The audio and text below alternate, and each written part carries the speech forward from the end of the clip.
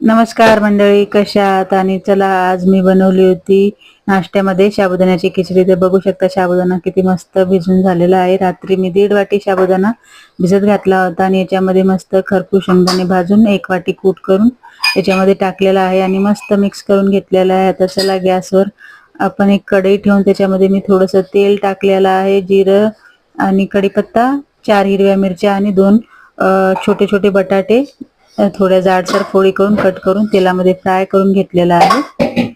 आणि बघू शकता याच्यामध्ये मी अर्धा टोमॅटो टाकलेला आहे. तुम्ही नक्की टोमॅटो टाकून बघा, खूप छान लागते खिचडी. आणि याच्यामध्ये मी अर्धा चम्मच लाल तिखट टाकलेला आहे आणि परत त्याला मस्त मिक्स करून घेतलेला आहे. याच्यामध्ये बारीक चिरून कोथिंबीर घातलेला आहे, मिक्स केलेला आहे परत. आणि तुम्ही कशी बनवता नक्की सांगा. मी थोडेसे 4-5 दाणे साखरेचे टाकलेले आहेत इथे तेलामध्ये. आणि बटाटा पण बघू शकता मस्त शिजून झालेला आहे. आणि रेसिपी आवडल्यास नक्की लाईक करा. हे बघा, आता मी सगळं मिक्स याच्यामध्ये टाकून मस्त मिक्स करून घेणार आहे. तर नक्की बघा, ट्राय करा. आणि याच्यावर तुम्ही लिंबू पिळून खाऊ शकता, खूप भारी लागते. आणि मस्त खूपच छान झाली होती, झणझणीत.